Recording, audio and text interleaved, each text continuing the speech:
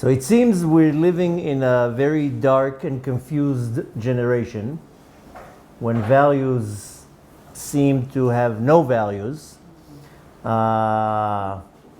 Anywhere you're going to look, you'll see that most people are not focused on what they need to do. If you're looking at youth is completely all over the place looking for excitements. I'm talking about in regards to Judaism. Adults, either they already gave up on their youth or themselves are still lost. Behavior that is weird that we haven't seen for many, many decades, if not years. I mean, that behavior was maybe at the time of Sodom and the time of the flood. But just yesterday, somebody sends me a picture, a Mazel Tov picture, of two Haredi men under a chuppah getting married, Mazel Tov to whatever, and I'm like, what? And the rabbi and the whole setup, a chuppah, a rabbi with a beard and talit, and two men smiling to each other, and they're sending me like Mazel Tov to so and so and so and so. Behavior that we didn't see for, I didn't grow up like that. I didn't see things like this growing up, even as a secular individual. And all sorts of types of behaviors and weird things that you kind of ask yourself, what's going to be? My mom, may she live a very long life, but she tells me, what's going to be in 10 years, 20 years? She tells me, I probably won't be here to see the chaos. But what's going to be? How is the world going to look in 20 years? Assuming, chas v'shalom, they're not going to nuke us or kill us in some type of way, or Mashiach is going to come on the positive side, Bezrat Hashem. How is the world going to look? And when you're looking around the world, first of all, I'm looking at the youth. It seems like, what future are we going to have as a nation with what's going on with the youth? To keep a child on the right path of Torah, it's like almost impossible. You look at the schools, you look at the yeshivot, even the yeshivot. We send my kid to one of the yeshivot, he came out worse than what he came in. Like really came back with habits, smoking, drinking, like, needless to say, we took him out of the yeshiva, but you're looking at the youth, you're like, we have no future. The elder generation that has values and morals will die eventually, if chas v'shalom Mashiach is not coming anytime soon.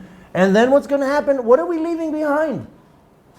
And if that's not a problem, what with most people, I look at them. I talk to people, the nonsense people believe, think that, distorting the Torah. This is another big thing that I see now all the time. Such distortion of the Torah online, and mainly online, because that's how people get their information. People who look like rabbis teach heresy to a point that your jaw drops.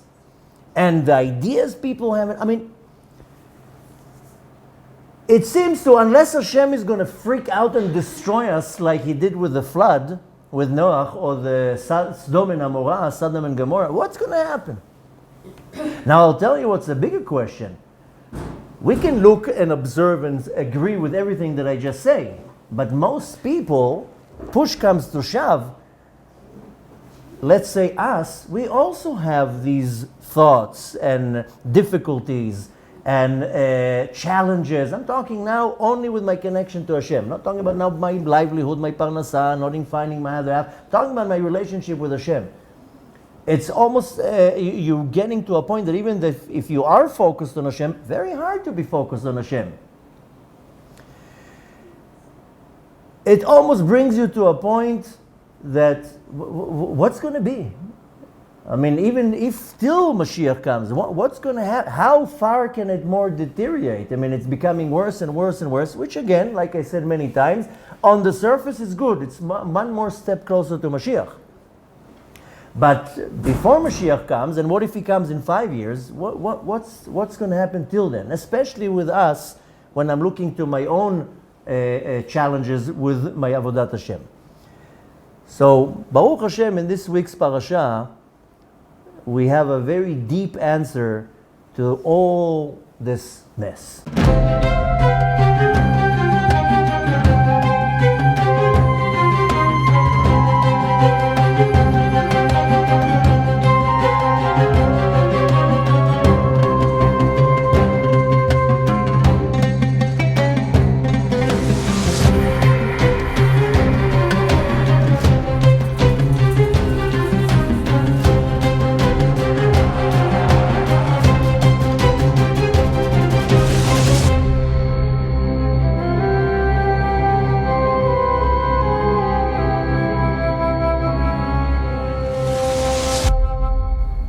Torah is not talking a lot about Yitzchak. We have a lot of information about Avraham Avinu. We have a lot of information of Yaakov. On Yitzchak, we have one parasha and only one story that tells us about Yitzchak. And that's the digging of the wells. And interestingly, all the Torah is focusing on in regards to Yitzchak is that. We don't know much about Yitzchak. We don't know anything. And what is he telling us? That Yitzchak was locked on the target about the wells, keeping the wells open, digging the wells. So what's so significant about digging wells? I'm talking about the wells that Yitzchak digged to bring water, of course.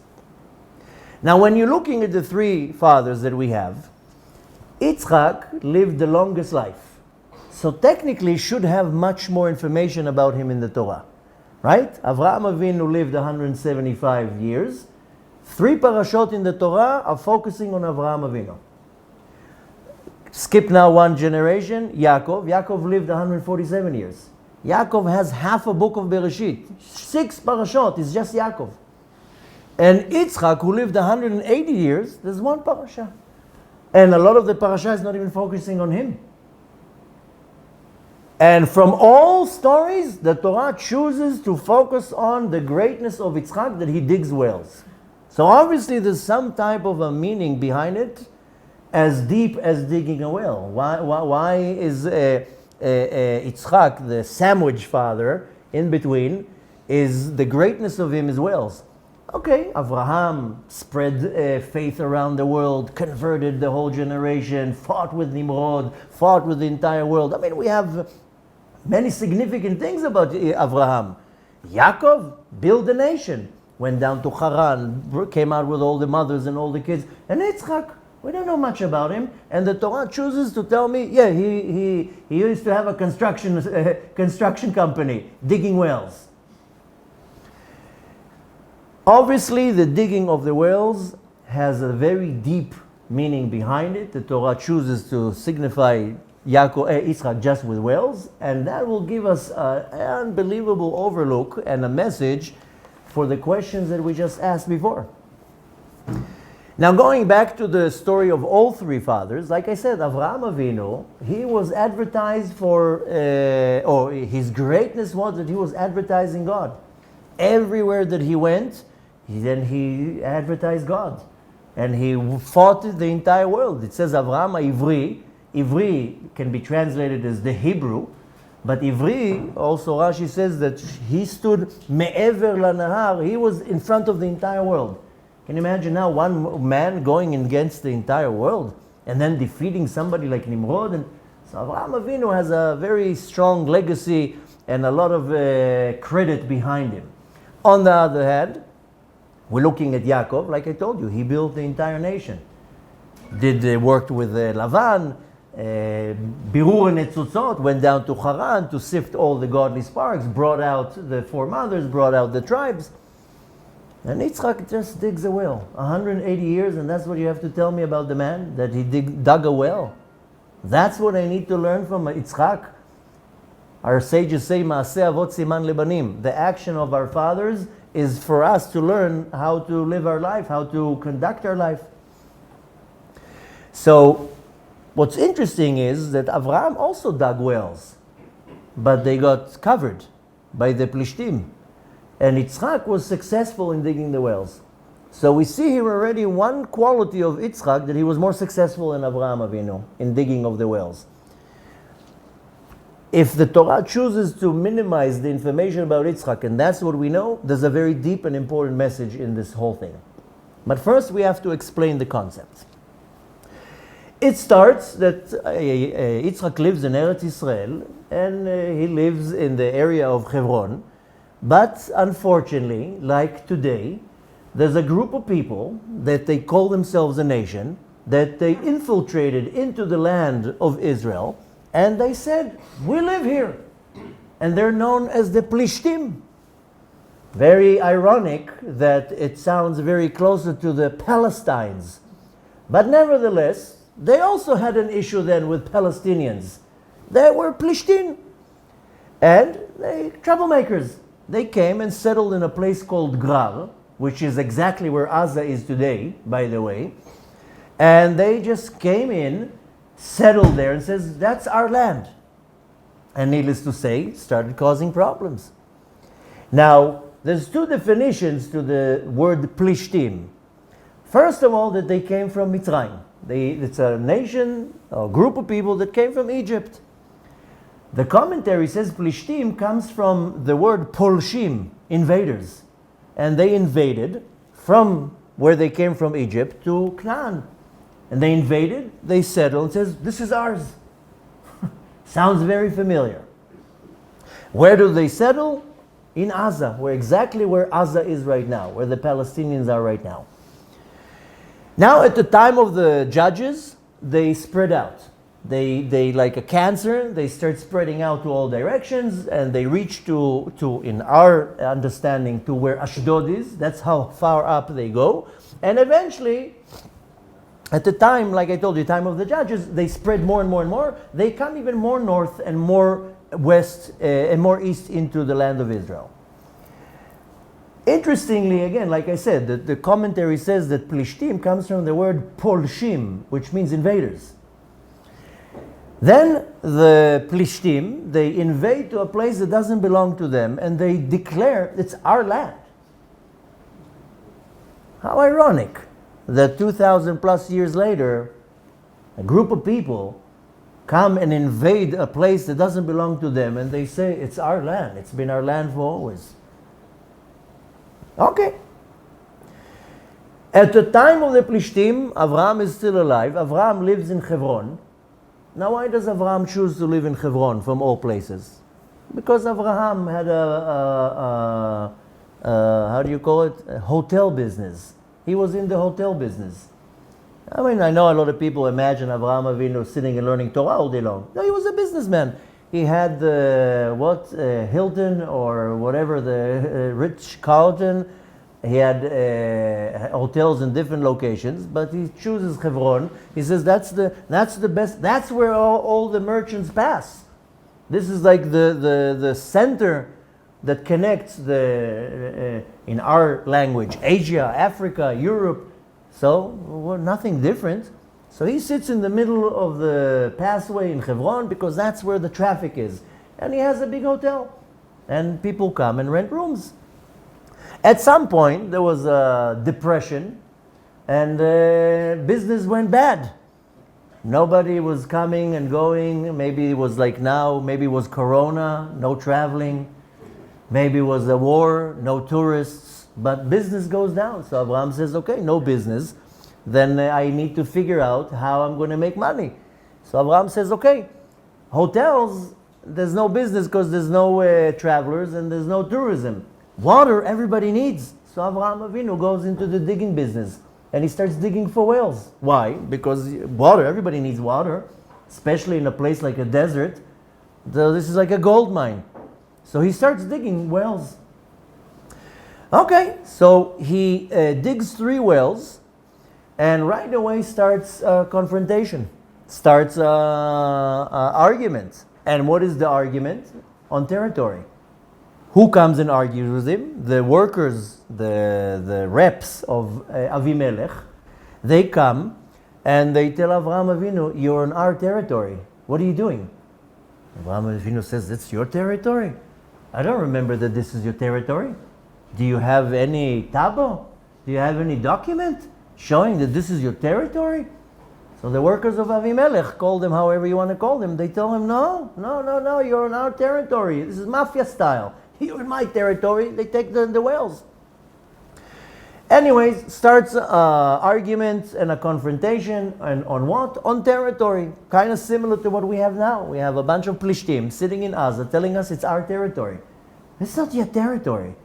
You are invaders. I'm talking about the Palestinians right now. That's an invented nation even. They're not Jordanians, they're not Iraqians, they're not Persians, Libyans. It's an invented nation. It wasn't Palestinians 150 years ago. But nevertheless, they come, settle on a land, and they say, it's our land. And then they go to the entire world and says, we are the occupiers. But nevertheless, same thing. 3,000 plus years ago. This is already almost 4,000 years ago. Okay, Avraham Avinu wasn't some friar. So he goes to Avimelech, and that was after was a few confrontations between Avraham and Avimelech. Avimelech didn't want to mess with Avraham. So Avraham tells Avimelech, well, what are you sending me all these bullies to take over my wells and tell me this is their territory? Avraham Avinu doesn't take any nonsense or bullying from these people. Avimelech doesn't want to go into any confrontation with Avraham Avinu. He says, come on, we don't need to fight. You're a man of peace, I'm a man of peace, let's make peace. Okay, so they make peace, and they decide to call the place where the wells are Be'er Shava. Not Be'er Sheva, what we know now. It's the same place, but they call it Be'er Shava, not Sheva. Sheva means 7. Shava means there was an oath. They both took an oath that there's not going to be a confrontation. They made a peace treaty. Like now Israel made peace with the Egyptians and Jordanians, some type of peace, but whatever. So maybe there was Americans at the time, maybe there was a Trump 4,000 years ago, and a Biden, and they made peace, and Avraham Avinu makes peace with Avimelech. You have to understand, this is not like two old gazers, Avraham and Avimelech. Avimelech will probably be something in the level of a Putin, and Avraham was something in that level too. So I'm sure there was some type of a coalition, United Nations, whatever other type of terror organizations existed at the time, and Avraham and Avimelech make peace. And later on they get a Nobel Prize for peace. That's my addition, of course. Okay. 26 years pass. Avraham lives in Gerar too. Thank you. At this time, Yitzchak is born.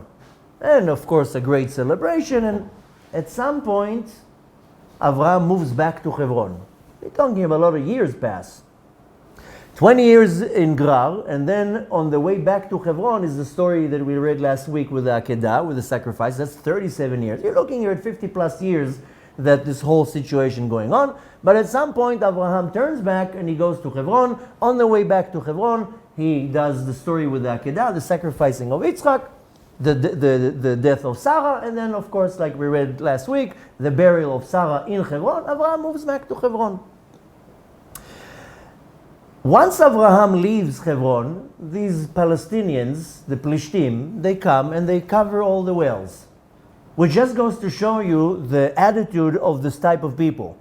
Instead of taking over the wells and using them, then they go and cover them.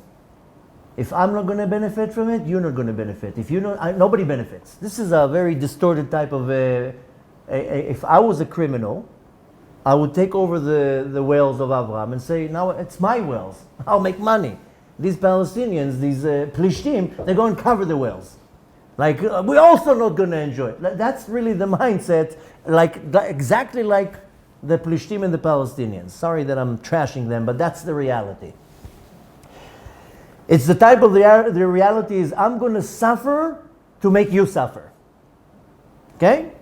Okay. So the Palestinians, the Plishtim, sorry, I'll stop saying that, they cover all the wells of Avraham Avinu, and they completely delete and erase the legacy that Avraham Avinu left in Gerar.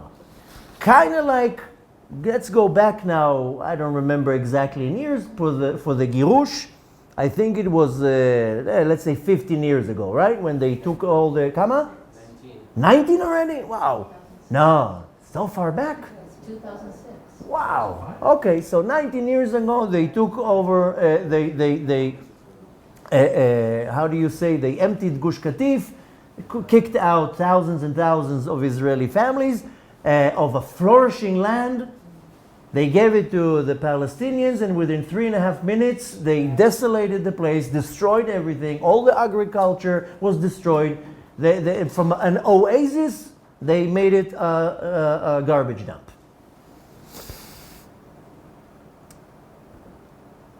Instead of taking that land, instead of nourishing the land, they went and destroyed it completely. So the same way, same exact thing. Avraham Avinu went to Gerar, built an oasis. And once he moved out, it doesn't matter right now if he moved out willingly, he didn't want to fight, whatever the story was. Avraham moved out of Gerar. Instead of taking what Avraham Avinu did and taking it to the next level, they destroy it. Exactly what they did in Gush Katif 19 years ago. Instead of you got a land, flourished land, full of agriculture, and whatever you want, beautiful. You know how beautiful Gush Katif was? Now it looks like a dump yard, a junkyard. Okay, so the Palestinians, the Plishtim, they cover the wells of Avraham Avinu, destroy any type of legacy and memory that Avraham Avinu did there. Okay. Now, after that, this is the first round. After that, Avraham Avinu again digs wells because he's looking to make a business, and the Palestinian, this is, we read that 2 parashot ago, and the Plishtim go and they cover these wells again. Now comes the third round. And the third round of time, because Avraham Avinu dug wells 3 times. The third round, that's already where we come in, and that's where we need to focus. Avraham dies, Sarah dies, and they go and they get buried in Marat HaMachpelah. And then Yitzchak and Rivka take over, and they're the next leaders of the generation. And then starts a famine in Israel. Okay, what does Yitzchak do? He takes Rivka, and they go back to Gerar, like where Avraham Avinu lived. In the beginning, Yitzchak settles there. He's a farmer, and he plants fields. And you know, Bashana, in that year, 100 times he becomes, whatever he puts one seed, he gets acres and acres of lands of agriculture. Something in his hands are blessed. Whatever he plants, he does 100 times more than what it normally would give. And Yitzchak becomes very, very wealthy. He owns a lot of land. He deals with agriculture, and he, needless to say, sells the crops and the fruit or vegetables, whatever it is. But nevertheless, he becomes very, very successful. Then he says, okay, I will also go into the father business and dig wells, and he starts digging wells too. He says, whatever my father wasn't successful, I will continue. I will make it successful. Okay, so once Yitzchak comes and shows his face and he starts digging wells, again starts the balagan, again starts the mess. Fighting on the territory, why are you doing? It's our territory, why are you coming here? This time Yitzchak goes to the king of Gerar, and he tells him, the king, please leave. You know, we had peace with your father. We're not looking for any confrontation. We don't want any mess. Please leave. We don't want you here. Yitzchak agrees. And he says, before I leave the area of Gerar, and if you need to imagine it geographically, it's where Gaza is right now. He does something weird. What does he do? He opens up the wells that Avraham Avinu dug. But you're leaving.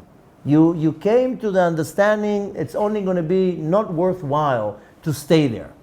Sometimes in life, you need to weigh your options. I don't know how you say it in English. I'm sure there's a term to that you weigh, how would you say it? Weigh it out. Not weigh it out, but you take into consideration your losses and your gains. Maybe, but in Hebrew it's called alut mul toelet.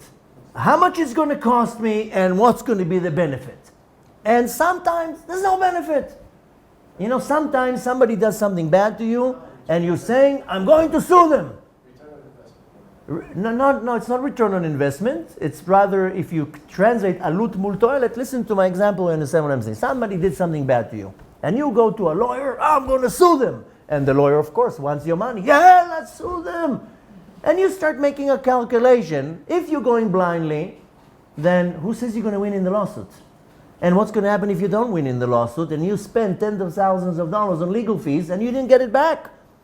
Now, not only that, once you drag somebody into court, then, you know, the Balatanya says a brilliant statement. Hamit'abeki menubal mitnabel.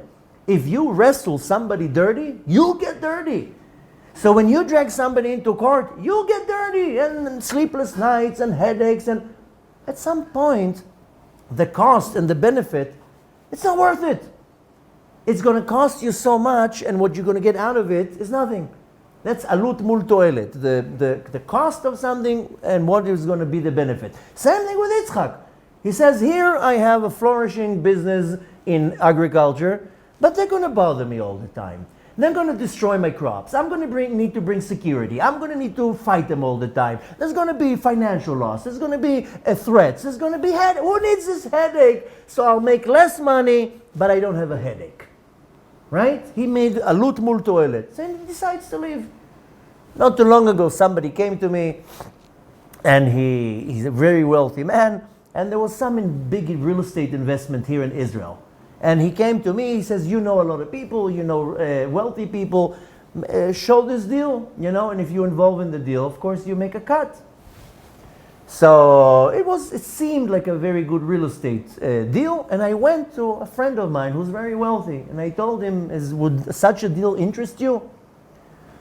And I thought, if he will jump on the opportunity, I take my finder's fee, whatever, 1%, 0.5%, that's it, that's a lot of money. This deal was like $400 million, like a big deal. So I went to a very wealthy investor, and I told him, does this deal will interest you? He tells me, I'm already in my 60s, I'm not looking for headaches. He says, if to be a billionaire, he's like, I'm a millionaire.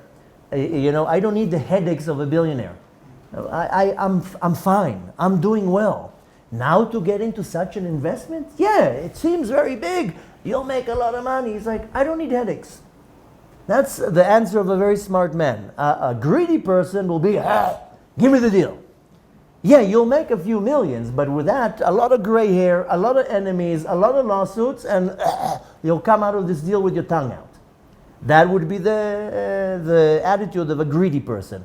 This individual I went to says, he said it in a nice, in Hebrew it sounded much nicer, but he said something along the line like, I have enough headaches as a millionaire, I don't need headaches of a billionaire. But nevertheless, why am I saying that? You weigh the cost and the benefit. Yitzchak in this case says, I don't need the headache. I don't need them bullying me all day long. I don't need them coming at me. Who needs this headache? I have enough. I'll relocate my business somewhere else. So Yitzchak decides to leave. But like I said, he does a weird thing. He says, before I'm leaving, I'm going to leave you a memory here. And he goes and he digs up the wells that Avraham Avinu dug and they covered. Why would you do that? Okay. Then he goes and digs another 4 wells. Right? He digs another 3 and eventually he digs the 4th. Altogether 7 wells. And that's the story of Yitzchak. That's it. That's what we know about Yitzchak. 180 years, and that's what the Torah gives us. That he went to Grar, went into a confrontation, decided to back out, he unveiled, he opened the 3 wells of Avraham Avinu, and then went and dug another 4. That's where it is. So that's where our forefather, the leader of the nation, that's what we know about him. He dug wells. That's the legacy he left us. What am I taking from that? You read it in the text? Okay, so Yitzchak was rich and he dug wells and then he decided not to have a confrontation with the Plishtim. The Ramban says this story doesn't make him look good. It doesn't give him any honor or any respect. Avraham Avinu has honorable stories. Yaakov, Yosef, Moshe, Noah. Everybody has stories that make them seem very respectful and honorable. He says this story, the Ramban says, this story doesn't give respect to Yaakov. To Yitzchak, sorry. Now I want to just point out something. If you remember, a few weeks ago was Sukkot. Believe it or not, we're already almost in Hanukkah. Sukkot was actually like a month ago. Wow. Even a little bit more. Time goes fast. But nevertheless, in Sukkot, we do the prayer of the rain. Right? And if you remember the Nosach, and of course each congregation has a little bit of a different way how they pray it. But nevertheless, I'm not too sure about all the Nosachim, but the Nosach that I pray, there's a piyut, there's a certain psalm that we read, and it says that the merit of every individual in our past, what gave us rain. Okay? So it says in the merit of Avraham Avinu taking Yitzchak for the Akedah, then we should get rain, right? It kind of states certain individuals in the past for some great thing that they did, and in that merit we should get rain, because rain is blessing and so forth. So the zchut of Avraham, the merit that we have because of Avraham to get rain, was the akedah, the sacrificing of Yitzchak. When you go through the list, it says that the zchut, the merit of Yitzchak, was digging the wells. So again, what's so special about digging a well? If you're looking at Avraham Avinu, taking your son after you waited for him for 100 years, and then sacrificing your own son, that's like a big act, and of course that's the merit of Avraham Avinu. So in the Piyut, it's saying that the merit that we got from Yitzchak was digging the wells. Well, what kind of a merit is that? It seems on the surface like, what's the big deal? But nevertheless, obviously there's something hidden there. Now I'll ask you an even more interesting question.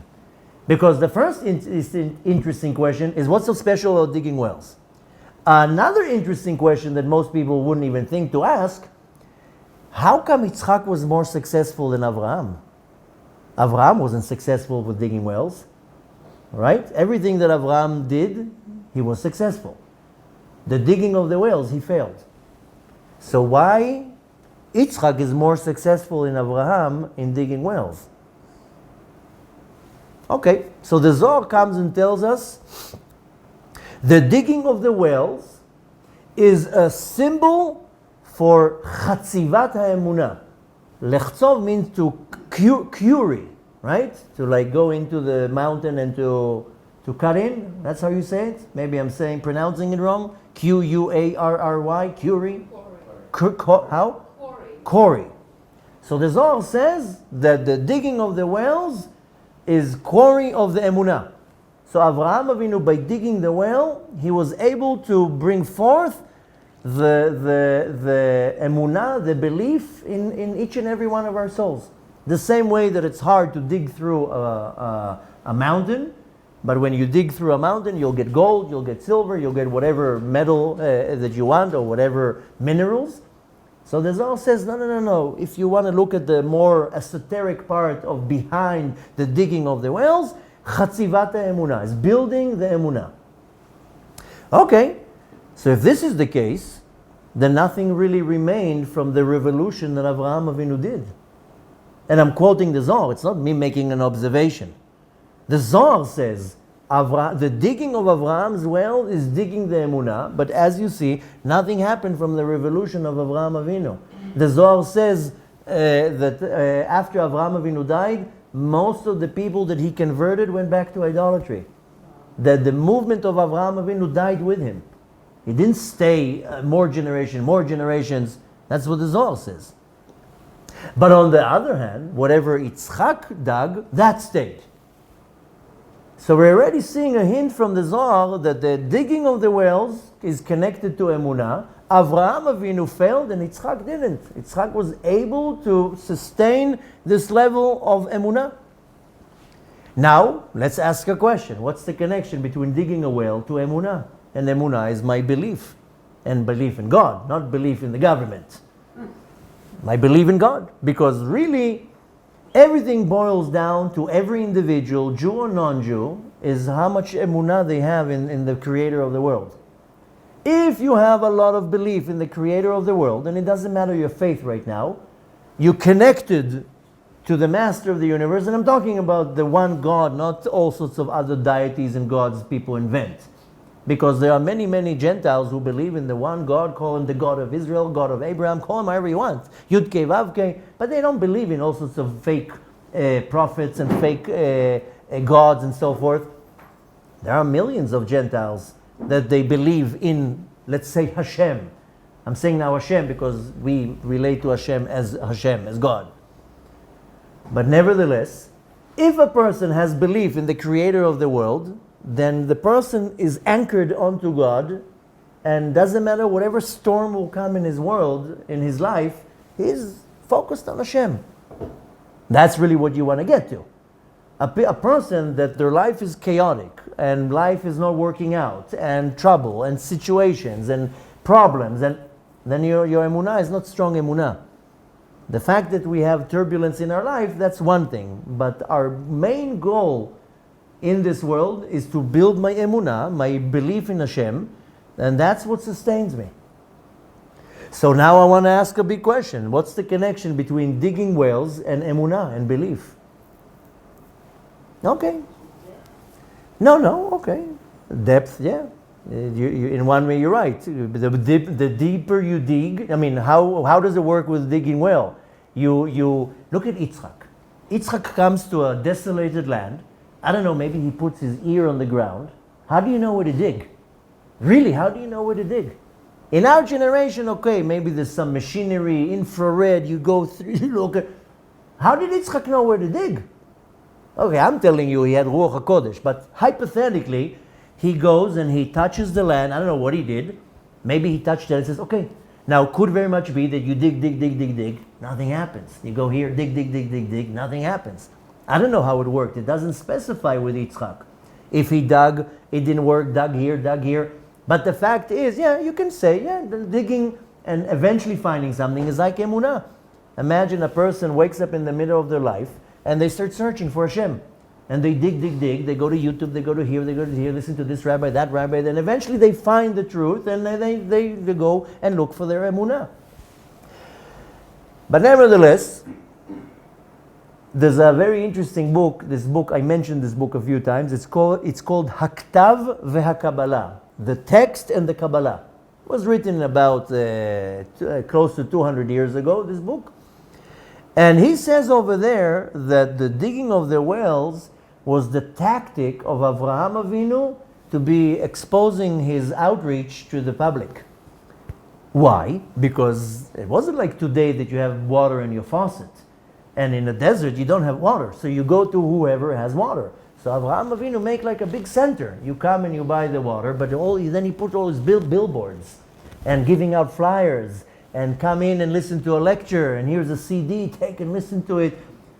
He says, the Ktav and the Kabbalah, that was Avraham Avinu's tactic to bring people to him. I want to now advertise the name of Hashem. What do? I go to YouTube. That's where people are. Then, let's take my example. 20 years ago, I said, I need to reach people. Well, how am I going to reach people?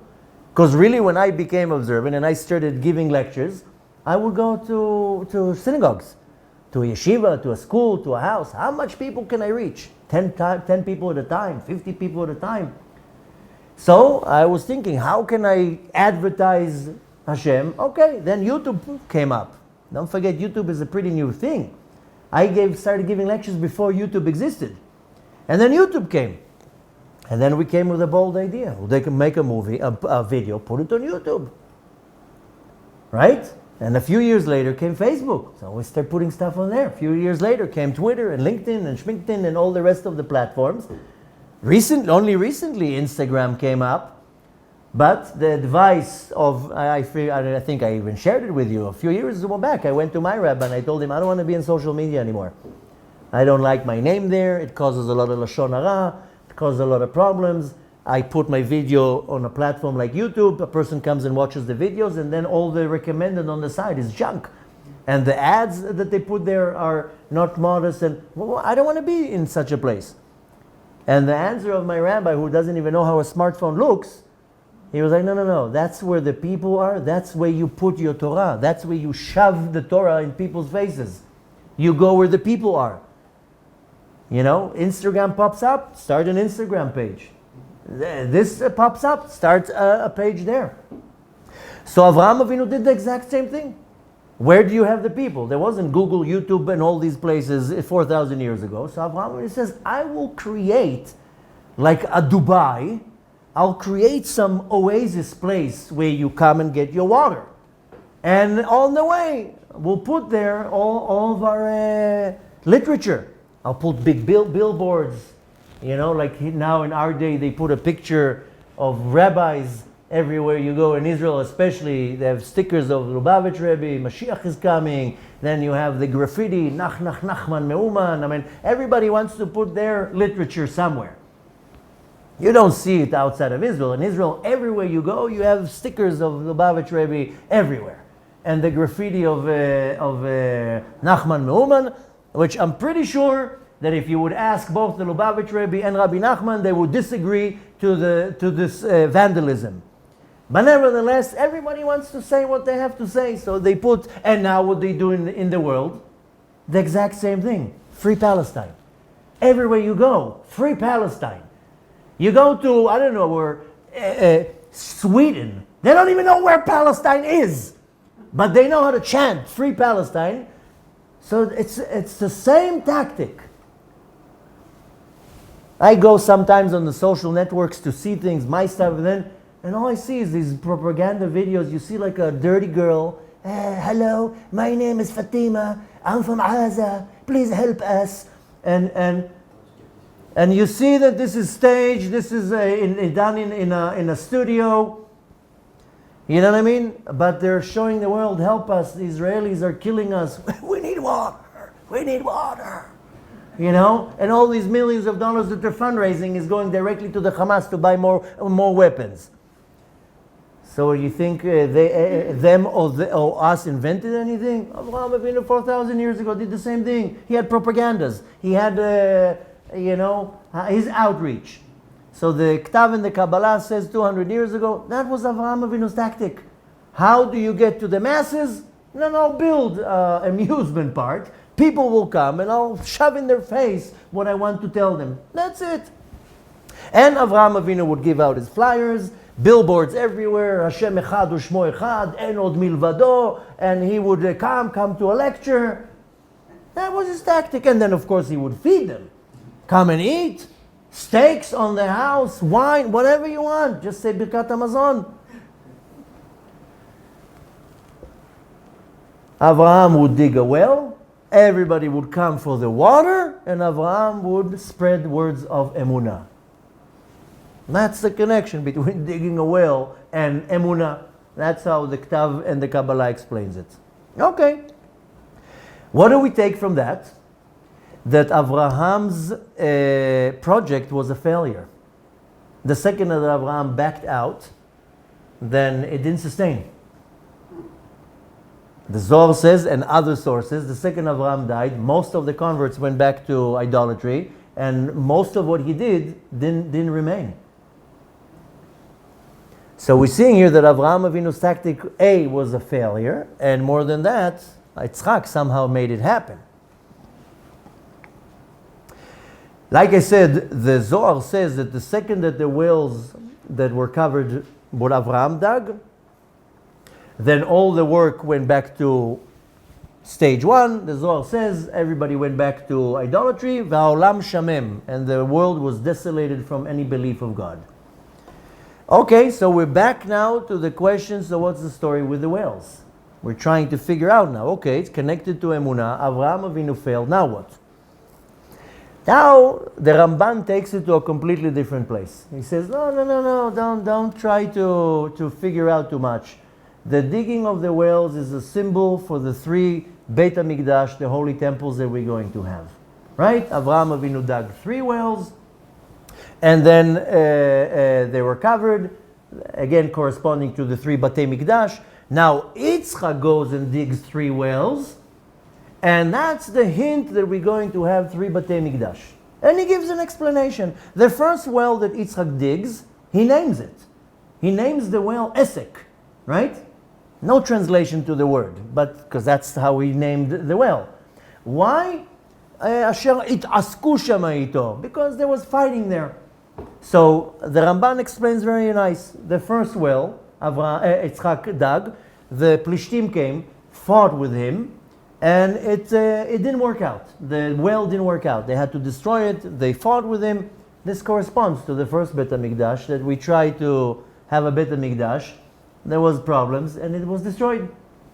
The second well that Yitzchak digs, he calls it Sitna, right? And of course, again, the Plishtim come, they fight with him, and the digging of the well is not successful. And in the third well that Yitzchak digs, that stays. So the Rambam says, very simple, it's a hint for the Batei HaMikdash. The first two won't sustain, and the third will stay forever. That's it. Interesting commentary by the Ramban.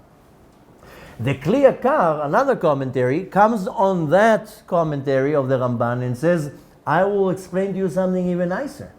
Because Yitzchak names the wells. The first one that he names it is Esek. Why? Because it asku ito sham, there was a confrontation. So the Kli Yakar says, what was the argument of the first well?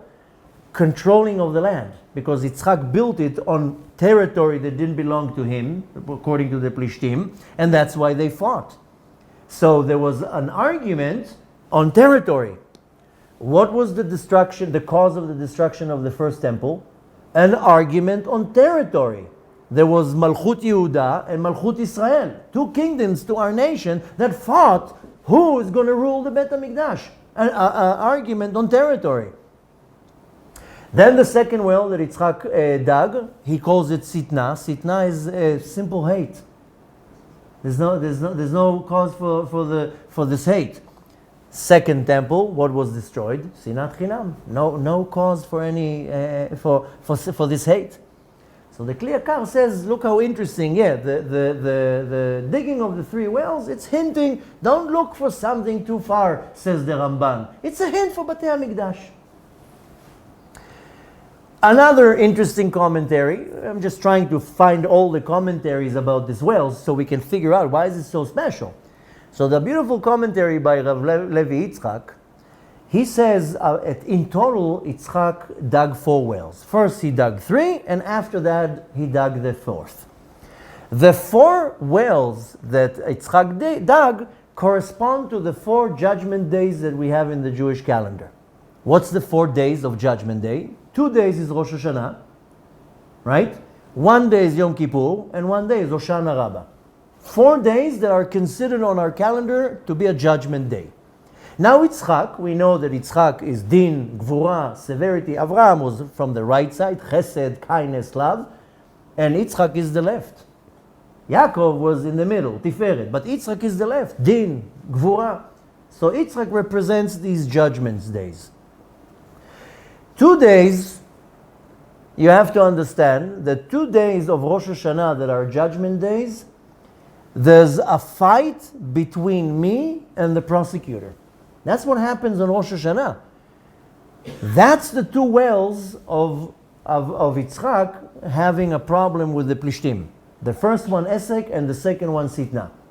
So he compares it, the first 2 wells, there was an argument, it's the first 2 days of judgment, Rosh Hashanah. Who am I arguing on Rosh Hashanah? Me against the prosecutor. Who's the prosecutor? The Satan. The Satan comes and says, you sinned, you slandered, you cheated, you this, and I'm coming and saying, Hashem, forgive me, okay, here, I did mitzvot, I gave charity, I learned Torah, I eat kosher, and there's an argument between me and my mitzvot are my difference, and the prosecutor. So there's an argument. 2 days of judgment day with a prosecutor, 2 wells of Yitzchak that he had a confrontation with the Plishtim. Yom Kippur, there's no problem.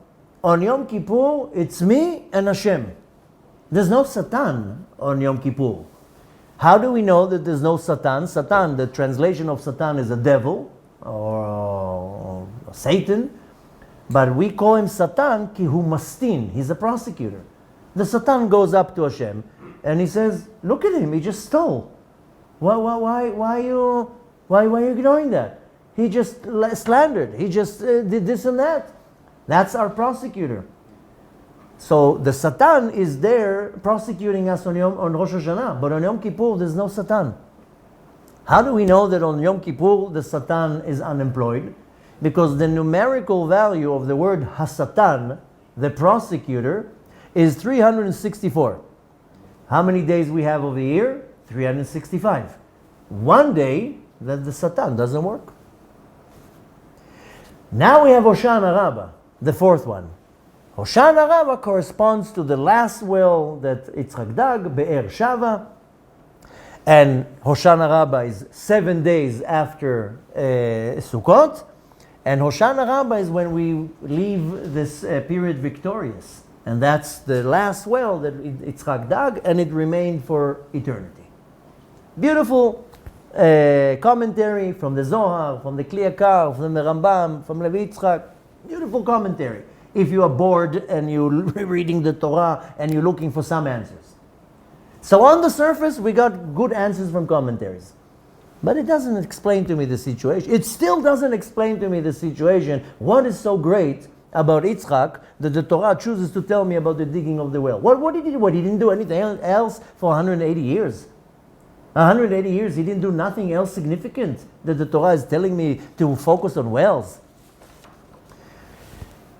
So, in order to explain it, let me paint to you a situation. In our generation, one thing that will worry a young couple is how do they buy a house? Just the other day, we had a conversation with a few young people. One couple just got married, one couple just got engaged, and another couple, they're like, it seems that they're going in towards marriage. And somehow we talked about money, and I asked the one who got married, they're real young, in their early 20s, what do you do for a living? What's your plan? In the conversation, very quickly came up the situation that how does a young couple today buy a house? 30, 40 years ago, it was very easy. You just need a little bit of money, a little bit of savings, and you buy. Now, how are you going to buy now a property? And it doesn't matter where. I'm not talking only Israel. Anywhere in the world. How are you going to buy a property? You have $500,000 shekels or $200,000 to put down as a down payment.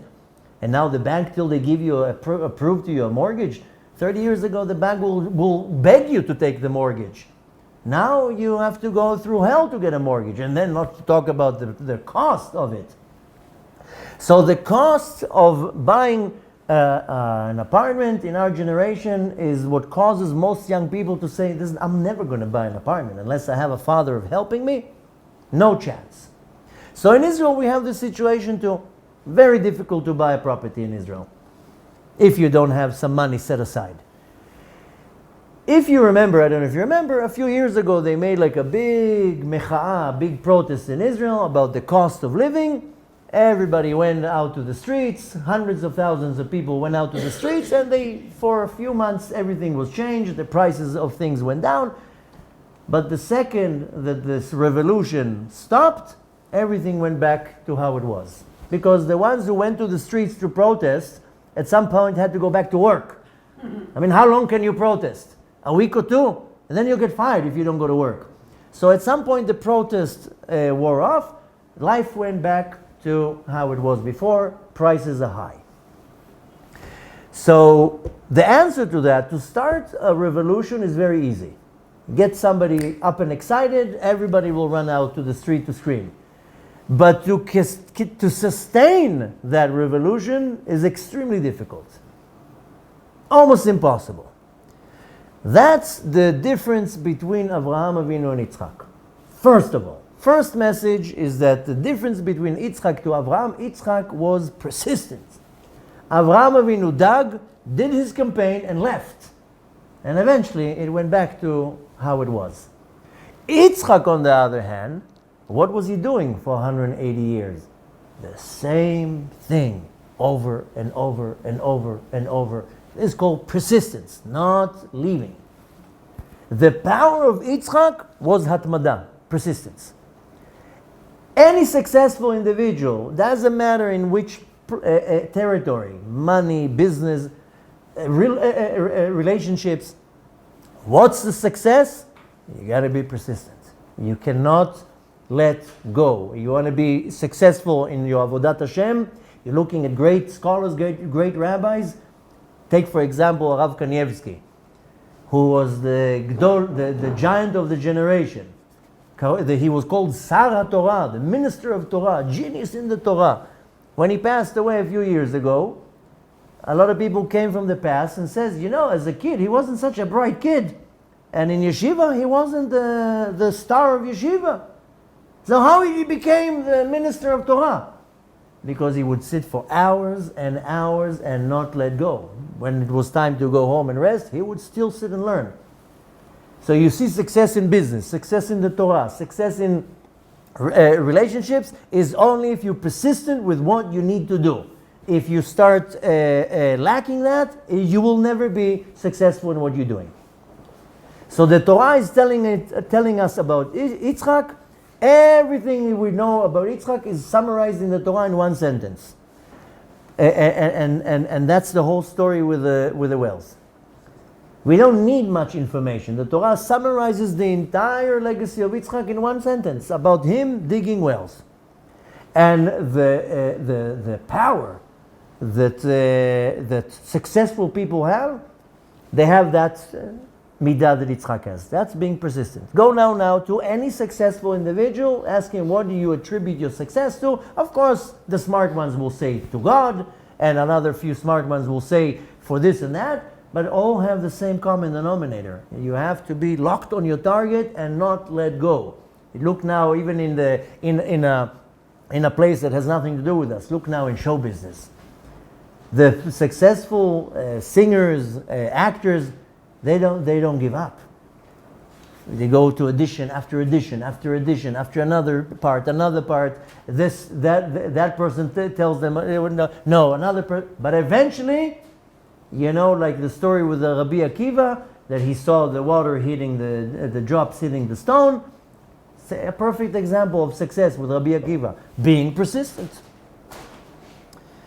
Now, what is the sentence that the Torah summarizes the entire legacy of Yitzchak? Keshemot shekara lahem aviv. That's what the Torah says, and that's how we, so to say, conclude the whole story of Yitzchak. This can be found in our Parasha, Bereshit 26:18. Translation, like the names that his father had given them. That's what the Torah tells us about Yitzchak. That's how the Torah summarizes the legacy of Yitzchak. One sentence. Kashemot shekara lehem aviv. The names, like the names that his father had given them. That's the whole idea behind Yitzchak. To continue what his father didn't do. That's what the Torah is telling us. Which is nothing hard. There's nothing more harder than that. The father started, failed, now Yitzchak comes into his shoes and he continues it and makes it successful. Okay. The Yitzchak has the power that we dying to figure out how to do. He had the power to continue how to continue the excitement. Most people get excited from something. It takes a week or two, a month or two, the excitement goes off and that's it, and everything goes to square one. That can be in relationships. In the first half a year, first year, a lot of excitement. After 30 years, How do you keep the excitement in a relationship? How do you keep the excitement in, look at us, all of us here, and probably the majority of the listeners and the viewers about Tshuvas. In the beginning, when you find the Torah, you're very excited. You jump on the mitzvot like a hungry lion. 20 years into your Tshuva, excitement already. You're not so excited to go to the class. You're not so excited about Shabbat. You're not so excited. That's the fact. How do you keep the excitement in your Torah? Like how you were the first day you figured it out, or the first 2 years. So Yitzchak has a certain power how to maintain the excitement in everything that you do. Basically saying, in other words, Yitzchak took the ideology of his father and he transformed it to a form of behavior. Abraham had this excitement. I'm going to do this, I'm going to do that. I can relate with Abraham. Coming with all these bold ideas and going and doing it. But he didn't have the power to maintain it. Yitzchak, on the other hand, saw the ideology of Abraham and says, I'll make it a form of behavior. This is the first principle and the first habit. This is the principle and the habit that Yitzchak Avinu was able to do. That's really where the Torah is starting to hint to us about the greatness of Yitzchak. So, taking now that practically to what I want to take from this message, then there's a few different ways to educate an individual. You can be a father or a mother, you want to educate your child. You can be a teacher, you can be a speaker, you can be whatever you want, but there's only a few ways. I would even narrow it to 2 ways that you can educate an individual. I want to educate my kids to learn to love Hashem, to love the Torah. I want to educate my students. There's only 2 ways of doing it. I've been giving lectures for the last 20 years. Exactly 20 years.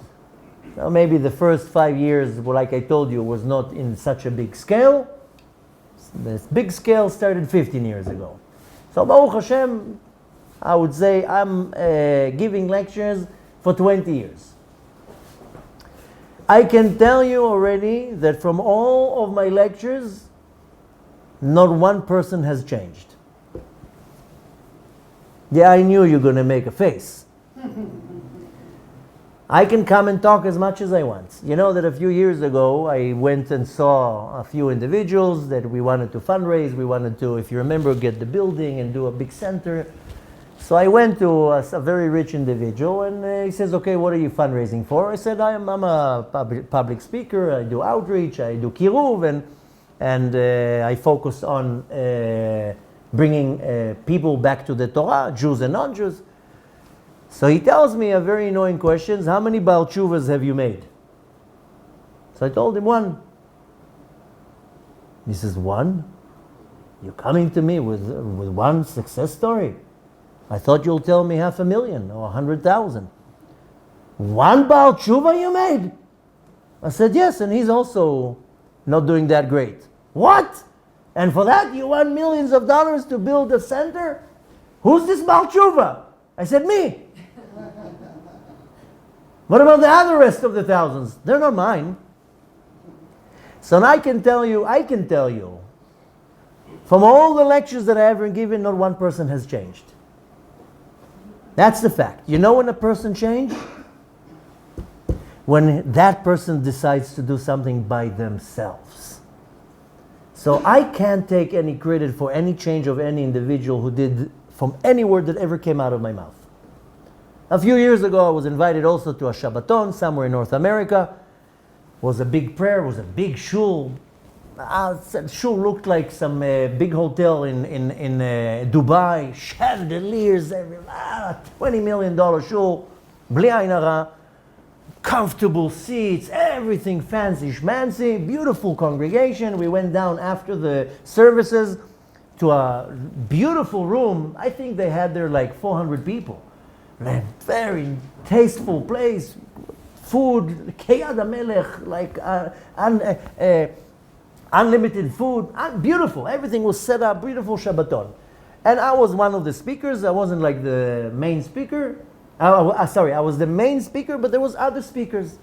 So they made a table in the front of all the rabbis. So sat there the rabbi of the shul, a few other rabbis that they invited, and one of the speakers that came and spoke in the Shabbaton. And he sits next to me. And he points to me. He says, you see this guy there? Because of me, he keeps Shabbat. I was like, wow. He says, you see that guy over there? Because of me, he puts tefillin every day. Wow. He says, you see this couple there? You see she covers her hair? They practice family purity because of me. So after a few of the examples, besides of being disgusted by, I wanted to tell him, you have some chutzpah. To take credit that that person observes Shabbats because of you? That person is putting tefillin because of you? You happen to maybe educate the person. You were there to support, to guide, to excite. That person puts tefillin every day because he wants to put tefillin, not because you come to his home and knock on his door, put tefillin on. What I'm saying is that for 20 years I give classes, not one person has changed from any word that I gave but myself. Why? Because a person will only change when he himself decides to do a change. You can come and sit in a lecture and get inspired from here till tomorrow. You walk out of the lecture, that's my experience of 20 years, 90% of the excitement stays in the room. You get in the lecture, you get hyped up, and you get excited, and you get motivated, and you get all the excitement. But the second you leave the door, the Yetzirah calms you down until you now start the engine again, like a 1979 Ford. A person only changes when he starts doing something. Yes, he got inspired by somebody else. That's very nice for the ones who inspired. But the change is only from within. The person, let's call it now the rabbi, needs to inspire the person to be able to search for himself what he needs to do. That's when you have a good rabbi who inspires, that he doesn't force you to do something. He ignites in you the desire to say to yourself, I want to change. And then you start your own journey by yourself. That's the success. Somebody came to me also, that's going back a lot of years ago. And he told me after one of my lectures, it was a big lecture, hundreds of people in the crowd. And he told me, you did a great job. I see everybody's inspired, but don't you get discouraged that when people leave the lecture, they don't become observant the next day? And then he started naming other names of rabbis. Rabbi so-and-so, he brings them to the stage and he puts a tzitzit on them. And this rabbi does this, and this rabbi cuts their ponytail, this rabbi puts the head covering. I said, all this show, it's a show. The fact that somebody put a tzitzit on him in the stage, he walks out 2 minutes later, he will take the tzitzit out. I'm not looking to make an instant change in the person. David HaMelech says, Zoreh tzedakot, matzmiach yeshuot. You plant seeds of charity, it will grow salvations. I told him my method is a completely different method when I come to a lecture. I inject in you a little, I don't want to say venom because venom is negative, a little bit of spirit of excitement, and that's it. And then it develops by itself. I don't follow up after the lecture. No, did you like the lecture? Did you start putting tefillin or tzitzit? I project what I need to project. I will inject into the crowd whatever bug I want them, but the bug will cause the person by himself to wake up. That's the point. That's the difference of the attitude between Yitzchak and Yaakov. Between Avraham and Yitzchak. Avraham wanted instant change. Convert now. Say Birkat Hamazon. Okay. There are rabbis that will come to a lecture and will tell you, I've been to lectures like that. Not too long ago, my kid was in a lecture. He told me, one of my sons, he likes going to this one place here in the Darom where they bring speakers. So they brought a certain speaker, and he told my son, Rabbi so-and-so? I said, yeah, I know him. So what did the rabbi did there? He spoke about, it's only boys there. He spoke about Shmirat HaEinayim, the guarding of the eyes. And what did the rabbi do? At the end of the event, whoever smashes their cell phone right here, I give him like 1,000 shekels, something like that. Or whatever, because he wanted to inspire them not to watch, non-appropriate things on their phone. So some idiots came up to the stage, took a 4,000 shekel iPhone and started smashing it. And okay, so how long would it last? 2 days later, you're like, what did I do? At least I would sell the phone. Why smash it?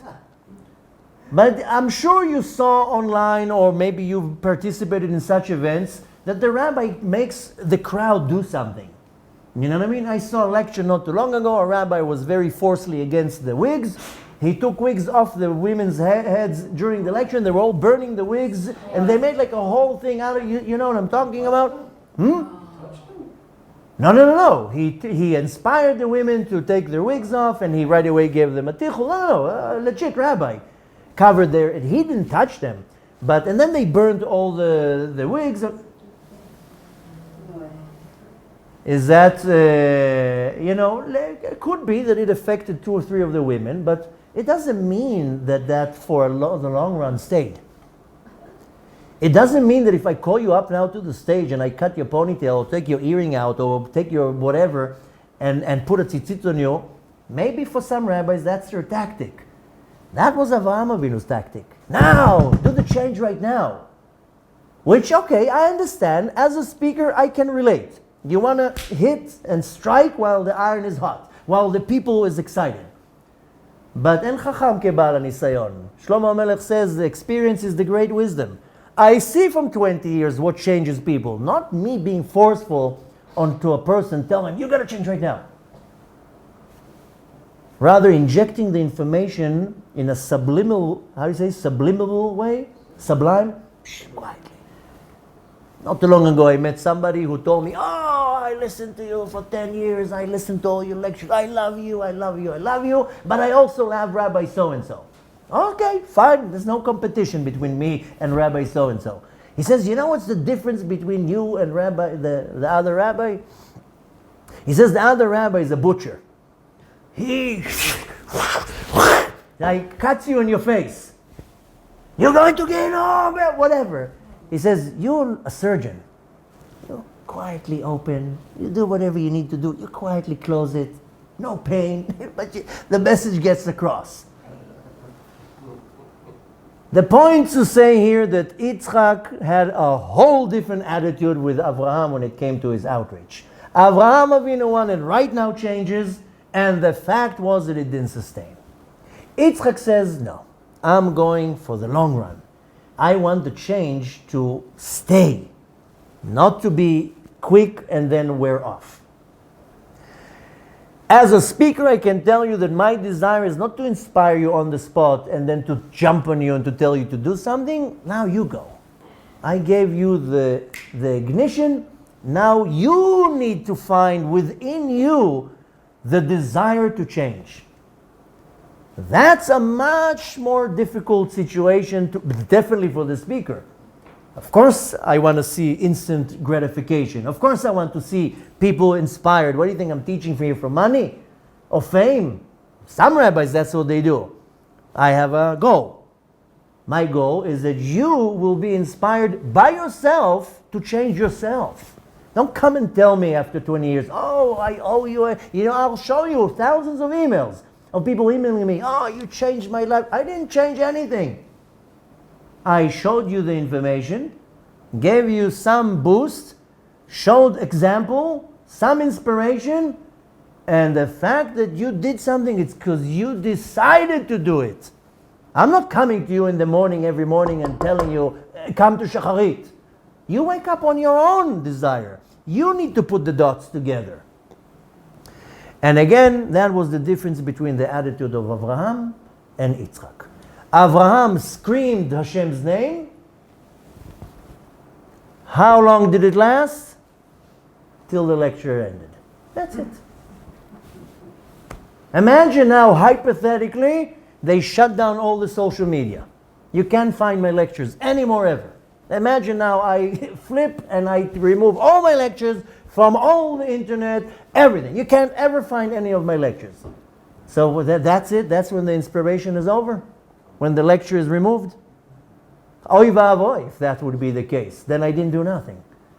If the lecture is removed, and I had a lot of lectures being removed, but nevertheless the message remained. Avraham Avinu screamed, of course, good, to advertise Hashem's name. How long did it last? Till the lecture was over. He left. That's it. Yitzchak, on the other hand, he didn't talk. He listened. He listened to the ones he wanted to affect. What is the Torah teaching us? About Esav. The Baal Tshuva that Yitzchak did is Esav. Okay, both Avraham and Yitzchak shared the common denominator of a son that was a troublemaker. The big difference between Yitzchak and Avraham is that the son of Avraham was a goy. He was the son of Agar. He wasn't Jewish. Yaakov on the Yitzchak on the other hand, Esav was the son of Rivka. he was a Jew. Yeah, he went off the derech, but at the end of the day, Esav did tshuva. The result of Esav doing tshuva is by Yitzchak listening. He didn't reprimand him, he didn't attack him, he didn't tell him he's going to Gehenom. He just listened to him. He listened to all his questions. Now you have to pay attention here for what I'm about to say. There's no conversation or any type of dialogue in the Torah between a father and son. The only time that you hear a short dialogue is between Abraham and Yitzchak at the time of the Akedah, right? Vayomer Avi, Vayomer Hineni Bni, right? A small dialogue between Yitzchak and Abraham. That's the only one. But really the only time that there's a conversation and some type of a relationship between a father and son in the entire Torah is Yitzchak and Esav. No, I'm talking about a dialogue, a conversation. It's Yitzchak and Esav. You're not going to find other dialogues between a father and a son talking. But Yitzchak and Esav. So now you have to pay attention because the story about Yitzchak is very short. One parasha where we are familiar with the fact that he digs wells, and now we have the concept that he talks with Esav. On a more funny way to say, that's the difference between hotel business and well business. The hotel business, I don't know how you say the owner of the hotel, in Hebrew you call it melonai. Avraham Avinu, he did everything. He hosted to the guests, he made the rooms, he cooked the food, he was involved in the business. In the digging business, in the well business, Yitzchak would listen to the land. He would listen, probably put his ear down. Where is the treasure? Well, you just come and dig. He obviously had some type of method how to listen to the ground and know where to dig. If not, you waste your time. It's expensive to drill. So going back to the hotel business, Avraham Avinu, he was dishing, serving, cleaning, hosting. He was doing the whole show. Yitzchak, on the other hand, didn't do anything. Just listen. Where is the treasure? Here? No. Here? No. That's the difference between Avraham and Yitzchak, how the Torah is painting it. Yitzchak was able to influence Esav and change him, which again, this is the lesson we take, because each and every one of us has an Esav in him. Right? We have in us the Esav and the Yaakov. The Yaakov in me is the one who wants to go after good and do kind and learn Torah and go in the path of Hashem. That's the Yetzer HaTov, the good part in me. But I also have an Esav in me that wants to enjoy life and enjoy all the lusts that I have and all the desires I have. There's an Esav in each and every one of us. So Yitzchak was able to influence Esav, and you have to pay attention to between the lines. First of all, it says, I have to emphasize, the Gemara says, Rabban Shimon Gamliel says, that there was no person in history ever that had such kibud, honoring the parents like Esav. To what extent? Esav, who was such a wicked individual, nevertheless had the ultimate honoring of parents. How do we know that? Because of the clothes.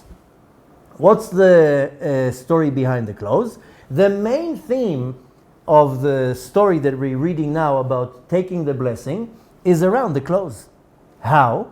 And what's behind the story? I mean, after all, the Torah is coming and telling me that Yaakov and Rivka together conspired against Esav, and that doesn't paint them in a nice eye. What is the Torah telling me? That it's okay for me to now go in cahoots with somebody to, excuse my language, steal and screw somebody out of their heritage? I mean, what is the Torah telling me here?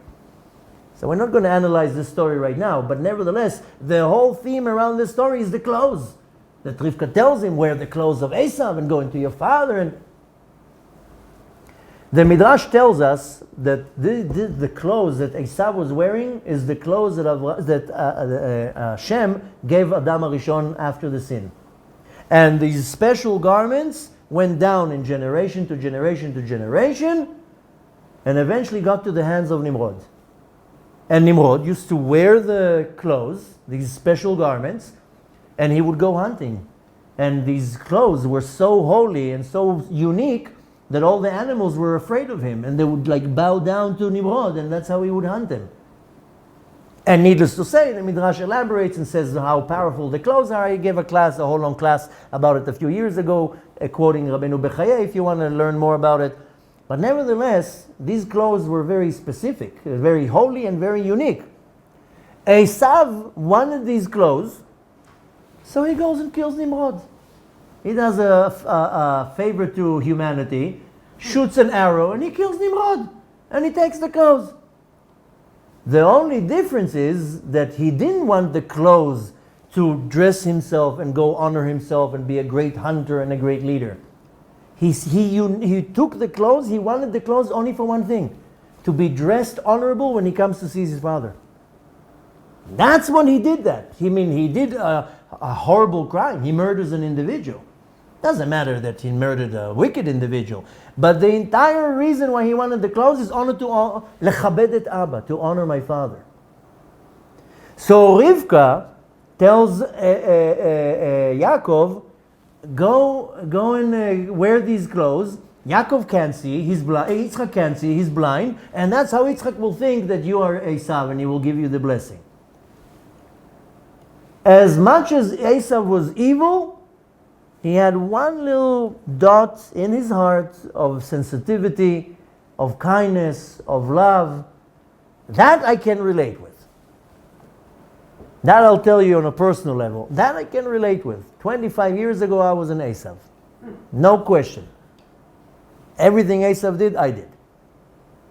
But there was one little dot deep down in my heart that I still came from a normal family, a good values. As horrible as I was, and I was Hashem Yerachem. Nobody even knows to what extent how bad I was. Doesn't matter how much I'm exposing lately in my lectures. I was Esav. But I always had a very deep place in my heart that had some type of rachmanut, like a pity and softness. How do you say rachmanut? It's not pity, it's no. How do you say rachman? It's not sympathy. Compassion. As evil and as not nice and crazy how I was, doesn't matter right now, every little detail, I had, that's probably that little dot where I was able to start coming back to Hashem. Somebody asked me the other day, how do I know I'm not Amalek?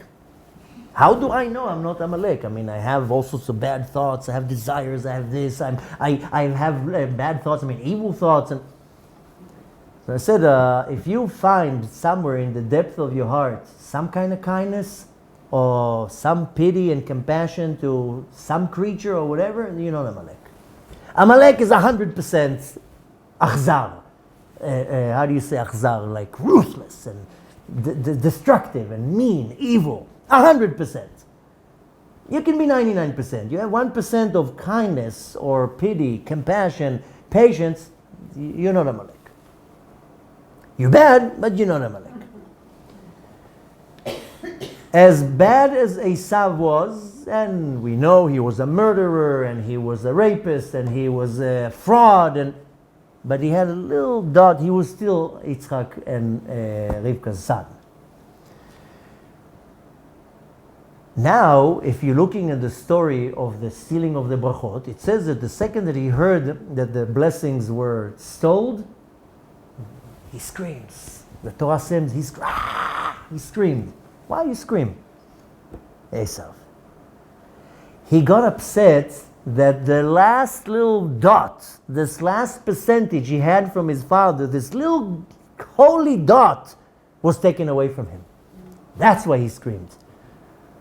Like a Jew that can be as far away from the Torah, but you take away from him his connections to Hashem, that's when he will flip out. And that's why Esav screamed when he heard the brachot were taken, because that was his last connection to his father, the last holy thing that he had a connection to his father. And he screams, but look how much respect he has to his father. He says, I'm going to kill my brother after my father dies. I will not bring sorrow to my father. I will wait till my father Yitzchak dies, and then I'm going to go in revenge and I kill Yaakov. He still is evil, but he has so much respect to his father, so much honoring for his father, that he says, I'm not going to bring sorrow to my father. At the end of the day, of course, we know that Esav did tshuva. But not only that, we have to also remember that from Esav came a few pillars of our of our faith. Shmaya and Avtalion are lineage from Esav. Rabbi Akiva, Rabbi Meir, they're all lineage from Esav that converted. I mean, Rabbi Meir is not a convert, but he's Tze'etza. He's the offspring of Niron. And Rabbi Akiva is a child of converts. So from Esav came a few great giants in our faith. So we know at the end of the day, Esav did tshuva. How do we know that? There's a story that when they came to bury Yaakov, I shared that story a few times. I'll share it not in length now. They come to bury Yaakov after he dies. As they come to Ma'arat HaMachpelah, Esav stands there with a lot of men, armed, and they saying, what are you doing? And they're telling him, we're coming to bury our father, Yaakov. Adam and Chava here, Avram and Sarah, Yitzchak and Rivka, now Leah and Yaakov are going to be buried here. Esav says, no, it's my burial spot, not his. Who says it's his? So they tell him, when you sold to Yaakov the firstborn, with that came the lot, the burial lot. He says, oh really? Do you have any document that proves that? They tell him, as a matter of fact, we do. But it's in the safe back in Mitzrayim. So he says, okay, well, if you want to bury your father here, go get the document. Okay, so they send a messenger to get the document. In the meantime, Yaakov's body is on the floor. Now, imagine now, all the sons, all the Shvatim, the tribes are there. Yosef, the king, the second to the king in Mitzrayim. Esau, I mean, just imagine the scene. And the body of Yaakov is on the floor. So a certain individual, Hushim ben Dan, the son of Dan, who was deaf, he doesn't know who Esav is. He's born in Egypt. He doesn't know that Esav is the brother of Yaakov. He sees a man with a sword and men and all armed, and he's giving them an issue. He understands that he's causing problem. So he takes out some say it was a sword, some say it was a bat. He hits Esav in his head, detaches his head, and the head starts rolling and going into the grave and stops next to the grave. And the body stays outside. So from that, we know that Esav, at the end of his life, he did tshuva, that the head was buried in Ma'arat HaMachpelah. The body was outside. The head, the intellect, the level of tshuva, that was in the cave. The body, that was outside. Esav, like I told you, we all have an Esav in us. Our lusts, our desires, our passions, all these Esav things in us. How fast are you going to get rid of it? Probably never. David HaMelech was able to kill his Yetzer Hara. We're probably going to have to live with it for the rest of our life. But that's the Esav in me. But the trick here is to get the body, the Esav, to be outside. My desires, my lusts, external. The head needs to be clean. The head needs to be in the right place. So we conclude by saying that Esav at the end of the day did tshuva. So what does it teach us about Yitzchak? That Yitzchak's message was not to do a lot of hype like Avraham Avinu. Yitzchak was like, I need to leave some type of legacy. The Torah summarizes that the entire legacy of Yitzchak of 180 years was to dig the wells, is to bring this point of emunah to his son. The Torah chooses to give us an example of a child of Rivka and Yitzchak, two righteous individuals that goes completely off the path. Yitzchak doesn't throw him out of the house like Sarah threw Ishmael out of the house. Sarah came to Abraham and says, you see this troublemaker? Out! He is not going to live in my house. She kicks him out. I don't care if he dies. He's a problem maker. He's going to now take my son to the wrong place. Yitzchak doesn't throw Esav out of the house. On the contrary, He calls him every day, he sits with him, he listens to him. Yitzchak permeated the power that doesn't matter how far away you are from the Torah, how far away you are from Hashem, there's always going to be a connection place where you can come back, when you can make a U-turn. Yitzchak permeated the power that a person can be inspired 1,000,000 times, but don't do anything. But a person can reach to a place in their own soul, in their heart, to inspire themselves. And that's the message we need to take from Yitzchak. Is that each and every one of us, as much as I might seem far away from Hashem, or like I started the class by telling you, you see the children are off to a completely different path, you see your loved ones, your family, you see the entire world is going like, what's the answer is you have to do like Yitzchak. First of all, the persistence. Every day, the same thing. When it becomes like I don't want to say a habit, but it's part of your life. But when I want to take from when I want to take from this message something private and personal to me, I also have my constant battles. One day I do believe in Hashem. The other day it's not so easy to believe in Hashem.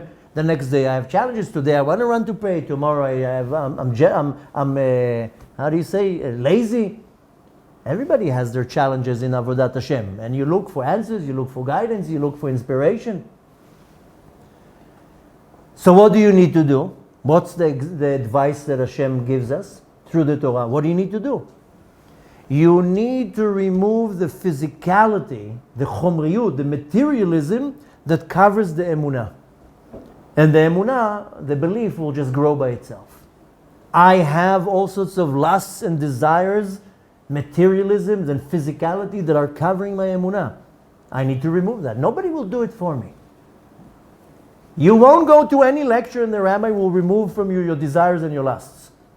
He might inspire you for an hour.